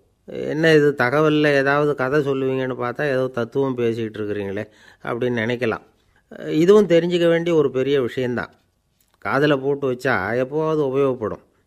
என்னுடைய நண்பர் ஒருத்தர் ஒரு நாள் என்கிட்ட சொன்னார், சார், அடுத்த மாதம் தஞ்சாவூரில் ஒரு கல்யாணம், போகிறதா வேண்டாமா அப்படின்னு ஒரே குழப்பமாக இருக்குது அப்படின்னார். நான் உடனே இந்த அர்த்த பஞ்சக உபதேசம் பண்ண ஆரம்பித்தேன். அவர் எல்லாத்தையும் பொறுமையாக கேட்டுவிட்டு, சரி சார், நான் போகிறதுன்னு முடிவு பண்ணிவிட்டேன்னார். எப்படி இந்த முடிவுக்கு வந்தீங்க அப்படின்னு கேட்டேன். அவர் சொன்னார், சார், அந்த 2வது பாயிண்ட் ஒன்று சொன்னீங்களே, அதை புரிஞ்சுக்கிட்டதுக்கு அப்புறம்தான் இந்த முடிவுக்கு வந்தேன் அப்படின்னார். என்ன 2வது பாயிண்ட்டுன்னு? அதாவது தன்னை பற்றி புரிஞ்சுக்கணும் அப்படின்னு சொன்னீங்க. உடனே என்னை பற்றி புரிஞ்சுக்கிட்டேன், நான் யாருங்கிறது எனக்கு தெரிஞ்சுது, உடனே போகிறது தான் நல்லதுன்னு முடிவு பண்ணிவிட்டேன்னார். நீங்கள் யாருன்னு கேட்டேன். நான் தான் சார் அந்த கல்யாணத்தில் தாலி கட்ட வேண்டிய மாப்பிள்ளை அப்படின்னார். அந்த காலத்தில் அண்ணாமலை ரெட்டியார்னு ஒருத்தர் இருந்தார். அவர் வெங்கனூர் அப்படிங்கிற கிராமத்தில் இருந்தார். அங்கேருந்து விருத்தாசலம் கோவிலுக்கு தவறாமல் போயிட்டு வந்துக்கிட்டு இருந்தார். இடையில் வெள்ளாறு, அதில் ஒரு சமயம் வெள்ளம் வந்துட்டுது. இவரால் போக முடியல. அதோட விளைவு வெங்கனூர்லேயே ஒரு கோவில் கட்டணும் அப்படின்னு முடிவு பண்ணார், சிவாலயம். அந்த சமயத்தில் வடநாட்டில் பஞ்சம். அதனால் அங்கே இருந்த பல சிற்பிகள் தென்னாட்டை நோக்கி வர ஆரம்பித்தாங்க. அவங்க வெங்கனூர் வழியாக வர்றது தெரிஞ்சதும் இவர் போய் பார்த்தார். இங்கே ஒரு கோவில் கட்டணும், அதுக்கு நீங்கள் உதவணும்னார். பஞ்ச காலத்தில் இப்படி ஒரு வாய்ப்பு கிடைச்சதில் அவங்களுக்கும் ரொம்ப மகிழ்ச்சி. உற்சாகத்தோடு ஒத்துக்கிட்டாங்க. ஆலய திருப்பணி ஆரம்பமாச்சு. அவங்களுக்கு வேண்டிய எல்லா வசதிகளையும் இவர் செஞ்சு கொடுத்தார். அவங்களுக்கு எந்த குறையும் இல்லாமல் பார்த்துக்கிட்டார். அது மட்டும் இல்லை, ஒவ்வொரு நாளும் அங்கே வருவார். உங்களுக்கு என்ன வேணும் எது வேணும்னு கேட்பார். ஏதாவது குறை இருந்தால் சொல்லுவாங்க, உடனே தீர்த்து வைப்பார். இவரும் கேட்பார், எந்த குறையாக இருந்தாலும் என்கிட்ட சொல்லுங்க அப்படின்னு சொல்லுவார். அதை தவிர இவராகவே கவனித்தும் அவங்களுக்கு என்னென்ன தேவைங்கிறத கண்டுபிடிச்சி அதையெல்லாம் கொடுத்துக்கிட்டு இருப்பார். என்ன தேவைன்னாலும் அதை நிறைவேற்றி வச்சுருவார். அந்த சிற்பிகளின் தலைவன் ஒருத்தன், அந்த ஆளுக்கு வெத்தலை பாக்கு போடுறது பழக்கம். இதை தெரிஞ்சுக்கிட்டு அதுக்காகவே ஒரு ஆளை ஏற்பாடு பண்ணார். வேணுங்கிறப்போலாம் நீ வெத்தலை சீவல் மடித்து கொடுக்க வேண்டியது உன் வேலை அப்படின்னு ஒருத்தனை ஏற்பாடு பண்ணிட்டார். இப்படியெல்லாம் செஞ்சதும் அவங்களுக்கும் ரொம்ப உற்சாகம். ரொம்ப பொறுப்பாக சிற்ப வேலைகளை செஞ்சுக்கிட்டு இருக்கிறாங்க. ஒரு நாள் என்னாச்சு தெரியுமா? அந்த சிற்பிகளின் தலைவன் ரொம்ப நுணுக்கமாக ஒரு வேலையை செஞ்சுக்கிட்டு இருக்கிறான். சாரம் போட்டு அது மேலே படுத்துக்கிட்டு அண்ணாந்து பார்த்து உச்சியில் நுணுக்கமான சிற்பங்களை உருவாக்கிக்கிட்டு இருக்கான். சிற்பியின் கவனம் செதறப்படாதுங்கிறதுனால இவர் மெதுவாக சத்தம் போடாமல் கிட்ட போய் நின்று அதை கவனிச்சிக்கிட்டு இருக்கிறார். அந்த சிற்பி வழக்கம் போல் வெத்தலை பாக்குக்காக இடது கையை கீழே நீட்டினான். அந்த சமயம் பார்த்து அவருக்கு தாம்பூலம் கொடுக்குறவன் அங்கே இல்லை, எங்கேயோ போயிருக்கிறான். அண்ணாமலை ரெட்டியார் என்ன பண்ணார் தெரியுமா? தனக்காக கொடுக்கப்பட்ட தாம்பூலத்தை வாங்கி சிற்பியின் கையில் கொடுக்குறார். அவன் வாங்கி போட்டுக்கிட்டான். இது என்ன இன்னைக்கு வெத்தலை சீவல் வேறு மாதிரி இருக்குது, வாசனை தாம்பூலமாக இருக்குது அப்படின்னு யோசனை பண்ணிவிட்டு கீழே திரும்பி பார்க்குறார். பார்த்தா ரெட்டியார் மறுபடியும் சிற்பி கை நீட்டும் பொழுது கொடுக்கறதுக்காக தாம்பூலத்தை மடித்து வாங்கி வச்சுக்கிட்டு தயாராக நிற்கிறார். சிற்பிக்கு அதிர்ச்சி. உடனே பொத்துன்னு கீழே குதிச்சான். ஐயா, என்ன இது நீங்களா அப்படின்னா. இவர் சொன்னார், நான் ஒன்றும் தப்பு பண்ணலையே, உன்னுடைய கை புண்ணியம் செஞ்ச கை, கோயில் கட்டுற கை, அந்த கைக்கு தாம்பூலம் கொடுக்கறதுல என்ன தப்பு அப்படின்னாராம். ஏற்கனவே பஞ்சத்தில் அடிபட்டு வந்த எங்களை நீங்கள் ஆதரித்ததே பெரிய விஷயம். இந்த செயல் என்னை ஒரு பெரிய கடனாளி ஆக்கிவிட்டுது. ஐயா, எங்களுக்கு உணவு உடை இதை மட்டும் நீங்கள் கொடுத்தா போதும், ஊதியம்னு எதுவும் வாங்க மாட்டோம் அப்படின்னு நானும். அந்த சிற்பி எவ்வளோ வற்புறுத்தியும் எதுவும் வாங்கிக்கலையாம். இந்த செய்தியை தமிழ் தாத்தா டாக்டர் ஊவேசா சொல்லியிருக்கிறார். அந்த காலத்தில் எப்படிப்பட்டவங்கள்லாம் வாழ்ந்துருக்கிறாங்க பாருங்கள். இந்த காலத்தில் ஒருத்தர் கோவில் கட்டினார், வேலை செய்கிற எல்லாருக்கும் சாப்பாடு போடுவார். சிற்ப வேலை செஞ்சுட்டு சாப்பிட வர்ற ஒவ்வொருத்தர் கையையும் அன்பாக பிடிச்சி முத்தம் கொடுத்து உள்ளே அனுப்புவார். அந்த கைகளுக்கு நீங்கள் கொடுக்குற மரியாதையாது அப்படின்னு கேட்டாங்க. அடா, அது இல்லைங்க, ஏற்கனவே முதல் பந்தியில் சாப்பிட வந்தவன் மறுபடியும் வர்றானான்னு கண்டுபிடிக்கிறதுக்காக கையை பிடிச்சி மோந்து பார்க்குறேன் அப்படின்னாராம் அவர். பிரம்மத்தை அறிந்தவன் பிரம்மமாகிறான் அப்படின்னு ஒரு பெரியவர் பேசினார் ஒரு கோவிலில். தைத்திரிய உபனிஷத்து அப்படி சொல்லுதான். இதை கேட்கும் பொழுது நமக்கு ஒரு சந்தேகம் வரும். அது எப்படி? பிரம்மத்தை அறிந்தவன் பிரம்மம் ஆகிறான்னா, சிங்கத்தை அறிந்தவன் சிங்கம் ஆகிறானா, தோசையை அறிந்தவன் தோசை ஆகிறானா? இப்படிப்பட்ட சந்தேகம் நமக்கு வர்றதில் ஒன்றும் ஆச்சரியம் இல்லை. இது இயற்கை. இதுக்கும் அந்த பெரியவரே பதில் சொல்கிறார். சிங்கம் வேற, நாம் வேற. அதனால் சிங்கத்தை அறிந்தவன் சிங்கம் ஆக மாட்டான். ஆனால் பிரம்மம் வேற, நாம் வேற இல்லை. அதனால் பிரம்மத்தை அறிந்தவன் பிரம்மமாகிறான் அப்படிங்கிறது அவரோட விளக்கம். மனிதன் அவன்தான் தான் பிரம்மங்கிறது தெரியாதனால தான் அதை வேறு எங்கேயோ தேடிகிட்டு இருக்கிறான். கடைசியில் அது தான் தாங்கிறது புரிஞ்சுக்கிற பொழுது அவன் பிரம்மம் ஆகிடுறான். இதை விளக்கிறதுக்கு ஒரு உபநிஷத்து கதையே இருக்குது. நமக்கு தெரிஞ்ச கதை தான், ஆனால் அதை வேறு விதமான அர்த்தத்தில் விளையாட்டாக சொல்லிகிட்டு இருக்கிறோம். ஒரு சமயம் ஒரு 10 நண்பர்கள் ஒரு காட்டு வழியாக போய்கிட்டு இருக்கிறாங்க. குறுக்க ஒரு நதி, அதை கடந்து அடுத்த பக்கம் போகணும். எல்லோரும் ஒரு வழியாக கடந்து அடுத்த கரைக்கு போய் சேர்ந்துட்டாங்க. அங்கே போய் சேர்ந்ததுக்கப்புறம் எல்லோரும் பத்திரமா சேர்ந்துட்டோமா அப்படின்னு தெரிஞ்சுக்கிறதுக்காக எண்ணி பார்க்குறான் அந்த கூட்டத்து தலைவன். அவங்க மொத்தம் 10 பேர். ஆனால் அவன் எண்ணி பார்க்குறப்போ 9 தான் வருது. ஏன்னா அவன் தன்னை விட்டுவிட்டான். எதிரில் நிற்கிறவங்கள மட்டுமே எண்ணுறான். ஐயோ 10வது ஆள் எங்கேங்கிறான், பதறான். சரி நீ இரு, நான் எண்ணி பார்க்குறேன்னு சொல்லிவிட்டு இன்னொருத்தன் எண்ணுறான். அவனும் தன்னை விட்டுட்டு எண்ணுறான். 9 தான் வருது. எல்லோரும் கொய்யோ முறையோன்னு கத்த ஆரம்பிச்சிட்டாங்க. அந்த சமயத்தில் ஒரு பெரியவர் அந்த பக்கமாக வர்றார். என்ன விஷயம்னு விசாரிக்கிறார். 10வது ஆள் 6 அடிச்சுட்டு போட்டுது அப்படின்னு சொல்லி இவங்க அழறாங்க. சரி அழாதீங்க அப்படின்னு சொல்லி அந்த தலைவனை பார்த்து இப்படி வாங்குறார். வர்றான். இப்போ எனக்கு முன்னாடி ஒரு தரம் எண்ணு பார்க்கலாம்ங்கிறார். 1 2 3ன்னு ஆரம்பித்து 9ல் வந்து முடிக்கிறான். உடனே பெரியவர் நீ தான் அந்த 10வது ஆள் அப்படிங்கிறார். இது உண்மை. நாம் தான் அது. நாம் தான் நம்மளை வேறு எங்கேயோ தேடிகிட்டு இருக்கிறோம். நாம் எங்கேயோ தேடிகிட்டு இருக்கிறோமே, அந்த பிரம்மம் நாம் தான். இப்படி ஒரு பெரிய உண்மையை விளக்கிறதுக்காக தான் அப்படி ஒரு கதை சொல்லப்பட்டது. ஆனால் அதை வந்து நாம் வேறு விதமாக வேடிக்கையாக உபயோகப்படுத்திக்கிட்டு இருக்கிறோம். எப்படி தெரியுமா? ஒரு ஆத்தங்கரையில் ஒரு 10 பேர் முழிச்சுக்கிட்டே நின்றுக்கிட்டு இருந்தாங்களாம். அந்த பக்கமாக வந்த ஒருத்தன் ஏன் இப்படி முழிச்சுக்கிட்டு நிற்கிறீங்கன்னு கேட்டிருக்கிறான். எங்களுக்கு நீச்சல் தெரியாது, நாங்கள்லாம் அடுத்த கரைக்கு போய் சேரணும் அப்படின்னாங்களாம். சரி, நான் கொண்டுட்டு போய் விட்றேன். எல்லாரும் அக்கறைக்கு போய் சேர்ந்த உடனே ஆளுக்கு ₹1 வீதமாக மொத்தம் ₹10 எனக்கு கொடுக்கணும் அப்படின்ட்டுருக்கான் இவன். சரின்னு ஒத்துக்கிட்டாங்க. இவன் ஒவ்வொருத்தராக கையை பிடிச்சி மெதுவாக ஆற்றுல இறக்கி அழைச்சிட்டு போயிட்டான். 9 பேரை கரை சேர்த்துட்டான். 10வது ஆள் பாதி ஆற்றுல போயிட்டுருக்கிறப்போ திடீர்னு வெள்ளம் வந்துட்டுது. புடி நழுவி போச்சு. கையை விட்டுட்டான். வெள்ளம் அடிச்சிட்டு போட்டுது. அழைச்சிட்டு வந்தவன் நீச்சல் அடித்து தட்டு தடுமாறி கரைக்கு வந்து சேர்ந்துட்டான். கரையில் இருந்தவங்களுக்கு இந்த விஷயம் தெரியாது.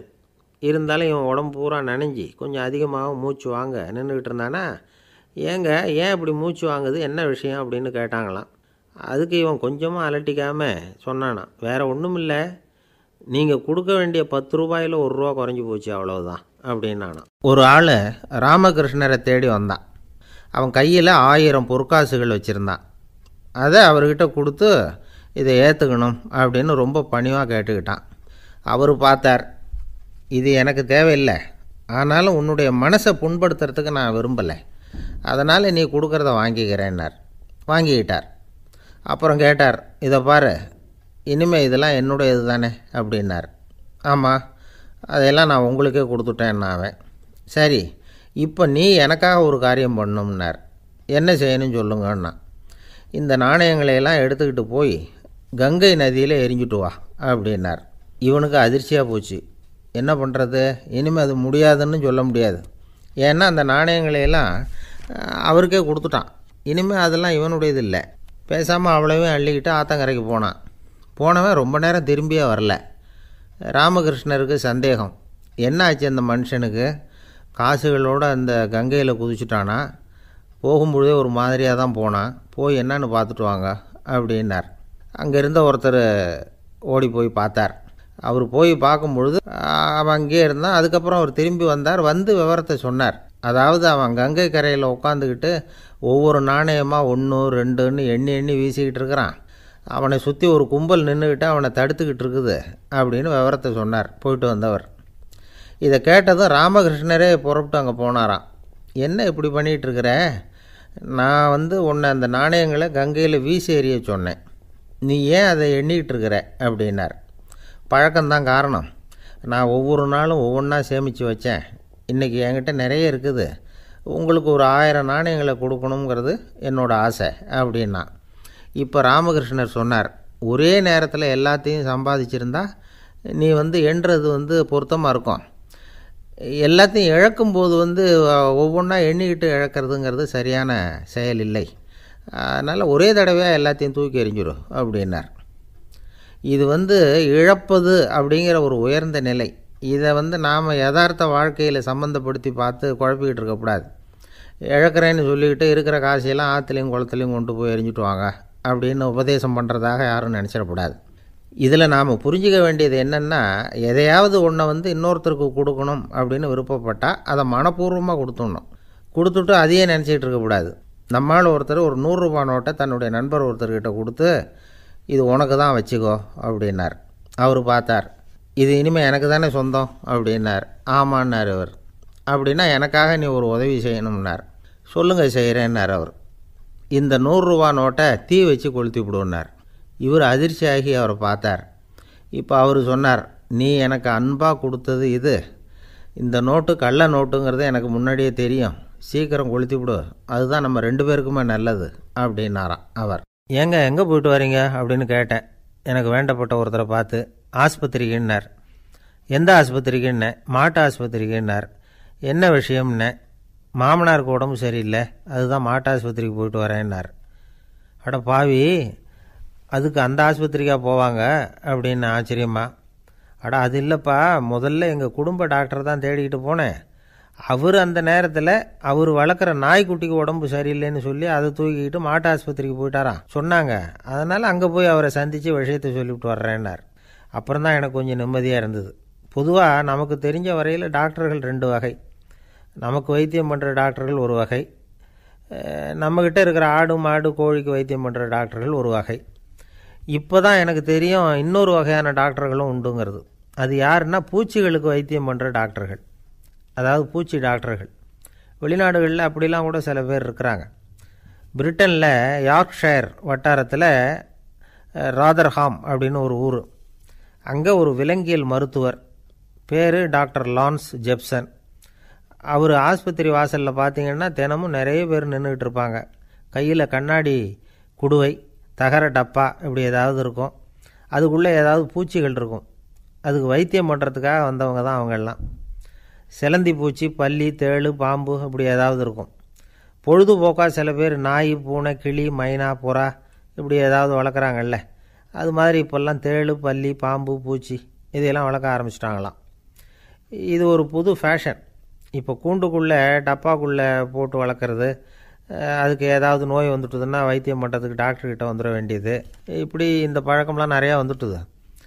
ரத்தம் உறிஞ்சிற அட்டைகள் கூட இவங்ககிட்ட வைத்தியத்துக்கு வருதான். சிலந்திகளில் செங்கால் சிலந்தின்னு ஒரு வகை. மத்திய அமெரிக்க காடுகளில் இது அதிகம். சிலந்திகள்லேயே ரொம்ப விலை உசந்தது இந்த ரகம்தான். கால்களில் சிவப்பு கோடுகள் இருக்கும். இந்த இனம் இப்போ குறைஞ்சிக்கிட்டே வர்றதுனால சர்வதேச விதிகளின்படி இவற்றின் ஏற்றுமதி இறக்குமதிக்கு தடை விதிக்கப்பட்டிருக்குது. அதனால் இதை வளர்க்குறவங்க வீட்டுக்குள்ளேயே இனவிருத்தி மூலமாக பெருக்கி விற்பனை பண்ணிட்டு வராங்களாம். அந்த வகை சிலந்திகள் தான் இப்போ வைத்தியத்துக்கு அதிகமாக வருதான். சரி, இதுக்கெல்லாம் எப்படி வைத்தியம் பண்ணுறாங்க? முதல்ல அதை குளிர்பதன பெட்டியின் வழுவழுப்பான சுவரில் விட்ட உடனே அதெல்லாம் மெதுவாக இறங்கி வரும். அப்போ அதன் நோயை கண்டுபிடிக்கிறது சுலபம். அப்புறம் அதுக்கு கிருமிகளை கொல்லக்கூடிய மருந்துகளையோ வலி நிவாரண மருந்துகளையோ கொடுப்பாங்க. கால் உடைஞ்ச சிலந்திகளுக்கு பசையை கொண்டு ஆப்ரேஷன் பண்ணுவாங்க. சில சிலந்திகளுக்கு உடைஞ்ச காலை எடுத்துட்டா புதிய கால் வளர்ந்துடும். சிலந்திகளை மனிதர்கள் கையில் எடுக்கிறப்போ அது பயந்து போய் கீழே குதிக்குது. அதனால் கால் உடஞ்சி விடுது, இல்லைன்னா வயிறு சேதமடையுது. அந்த நிலைமையில் வர்ற சிலந்திகளுக்கு மயக்க மருந்து கொடுத்து ஆப்ரேஷன்லாம் கூட பண்ணுறாங்களாம். பார்த்தீங்களா பூச்சிகளுக்கு வந்த வாழ்வே. நம்ம ஊர்லேயும் வீடுகளில் பூச்சிகள் வளர்க்குறது உண்டு. ஒருத்தர் வந்தார், எனக்கு 3000 கரப்பாம்பூச்சி அவசரமாக தேவைப்படுது, எங்கே கிடைக்கும்னு கேட்டார். கரப்பாம்பூச்சியா, அது என்னத்துக்குன்னு கேட்டோம். அது வேறு ஒன்றும் இல்லை, நான் குடியிருக்கிற வாடகை வீட்டை காலி பண்ண போகிறேன்.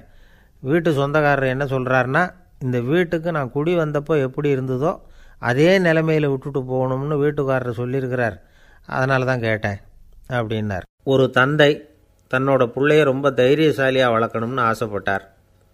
அதுக்காக அவனை கூப்பிட்டு உட்கார வச்சு இப்படி உபதேசம் பண்ணார். இதை பாருப்பா, நான் உன்னாட்டம் இருக்கிறப்போலாம் எதுக்கும் பயப்பட மாட்டேன், ரொம்ப துணிச்சலாக இருப்பேன். ஒரு நாள் ஒரு அப்பாவி எலிய ஒரு பூனை துரத்திட்டு ஓடிச்சு.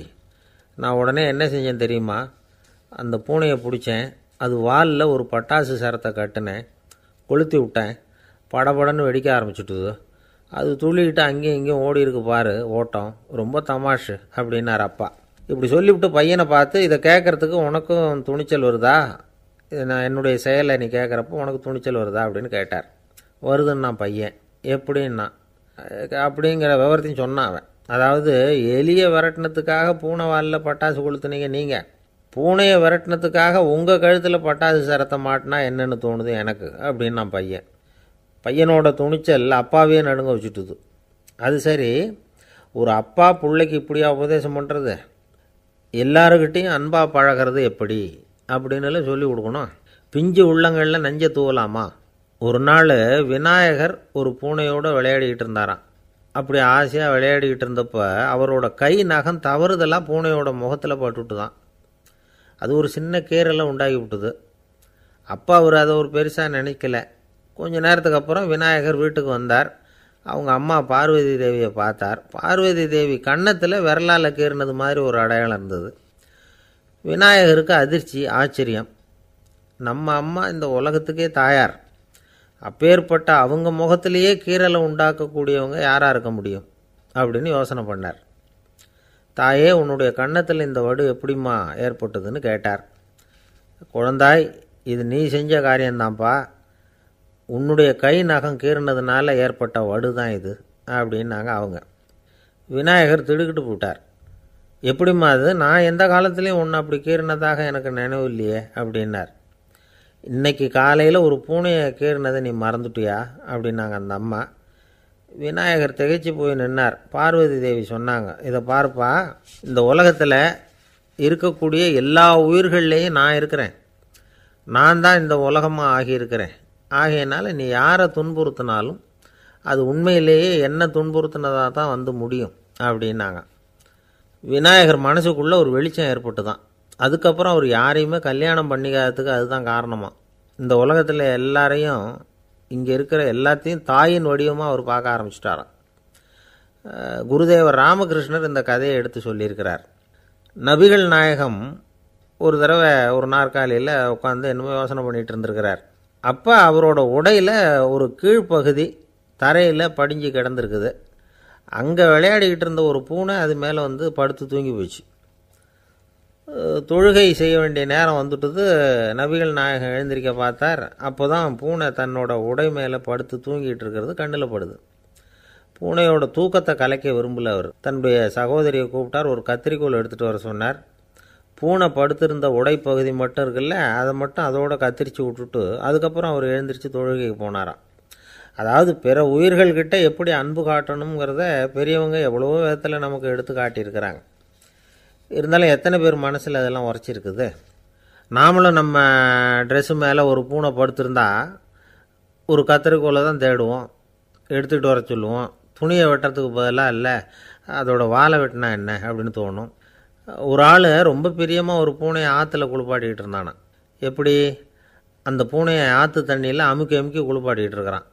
அந்த வழியாக போன பெரியவர் ஒருத்தர் இதை பார்த்தார். இதை பார்ப்பா, பூனையை அது மாதிரி ஆற்று தண்ணியில் அமுக்கி குளிப்பாட்டாத, மூச்சு திணறி செத்து போடும் அப்படின்னு அட்வைஸ் பண்ணார். நீ போய் அவன் வேலையை பார்த்துக்கிட்டு, எனக்கு எல்லாம் தெரியும்னா இவன். சரின்னு அவர் போயிட்டார். கொஞ்ச நேரம் கழித்து அவரே அந்த வழியாக திரும்பி வந்துக்கிட்டு இருந்தார். ஆற்றுல பூனையை குளிப்பாட்டிக்கிட்டு இருந்தவன் அழுதுகிட்டு உட்காந்துருக்கிறான். பக்கத்தில் அந்த பூனை செத்து கிடக்குது. இதை பார்த்தார் பெரியவர். நான் தான் அப்போவே சொன்னேனே அந்த பூனையை ஆற்றுல நினைக்காதேன்னு, அதை கேட்டிருந்தா அப்படி ஆயிருக்குமா அப்படின்னார். அந்த ஆள் கோபமாக இவரை முறைச்சி பார்த்தான். அட போய்யா, இந்த பூனை ஆற்றுல